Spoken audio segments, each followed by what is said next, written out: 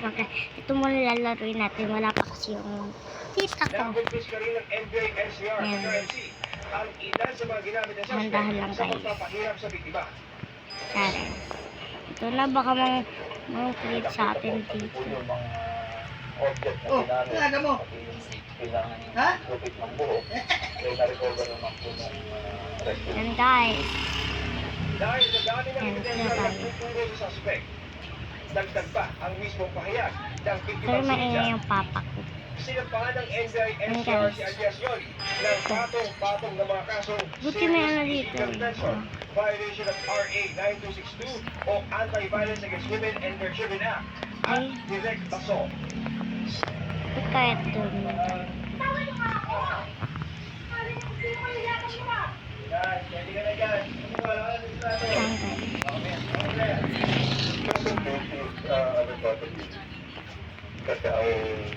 ka na dito. Mamaya ko na po sasagutin mama ko. Nagtatanong-tanong pa ako. Dami naman napipin ko.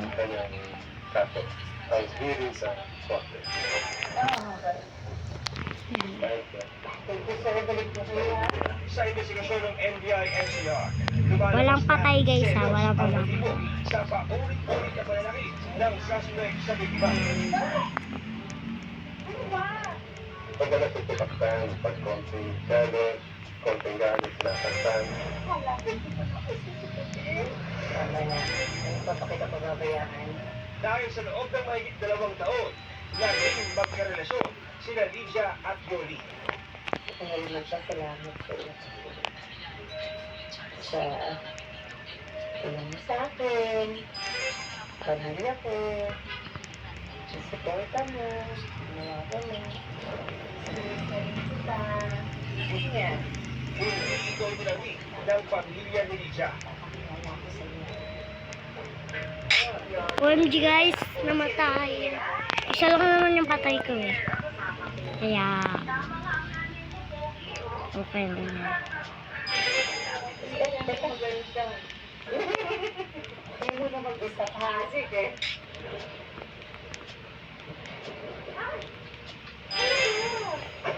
Hoy, alam niyo.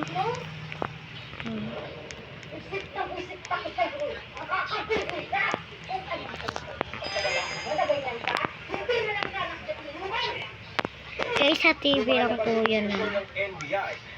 Sa TV lang po yun ha, hindi pwede to. Sa TV lang po yun guys.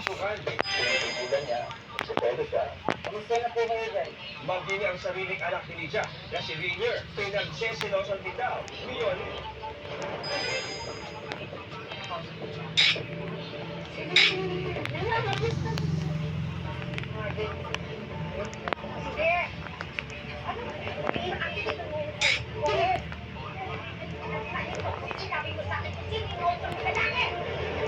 Ang matinding pagsiselos ni Yoli. Ano po nangyari? Nay! Nauli sa marahas sa krimen.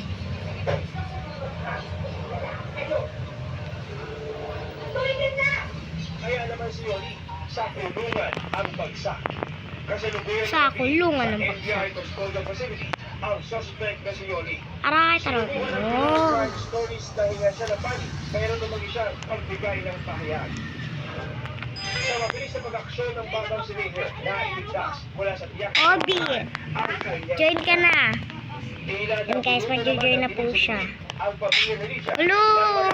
ligtas na siya sa kapahamakan. Ang taas niya po kasi. Hindi ko na naman po napipindot. Wala po kasi ano, lock. Chip lock. Ayan, hindi buksan. Ayan. Sa ngayon, patuloy na sumasailalim si Lydia sa intervention at assessment ng DSWD sa Quezon City. Basic lang naman guys. Nasaan ka na? Nag-join ka na? Look! Nagbo-Brookhaven siya guys. Mahilig po kasi kami sa Brookhaven. Mahilig po kami. Hindi ko na naman guys napindot yung talon. Kasi natin yung volume. Malaki ang technological touch sa ngayon.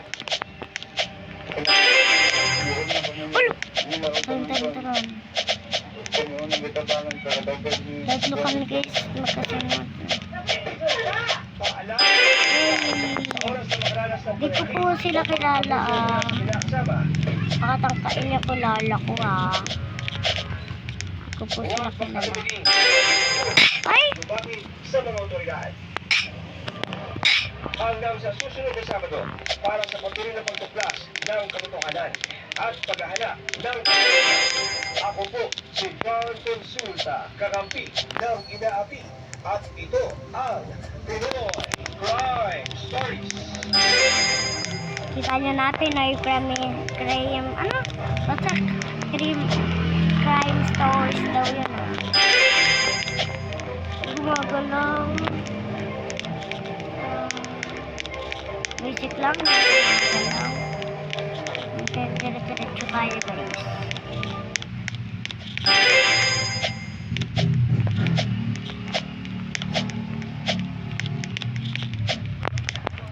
Tapos napatay ko po na po ito. Ayan ko na po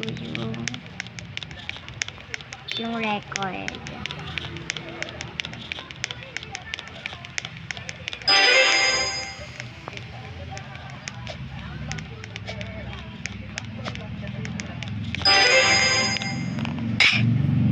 Hala!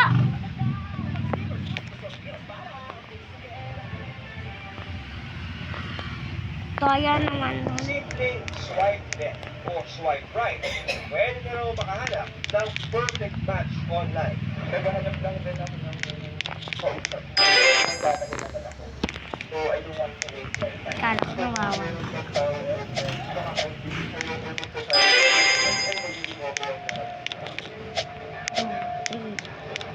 Pero paano Ulo kung may ang lito. taong inakala mong seseryoso sa'yo? Mabubuhay ng scammer pala.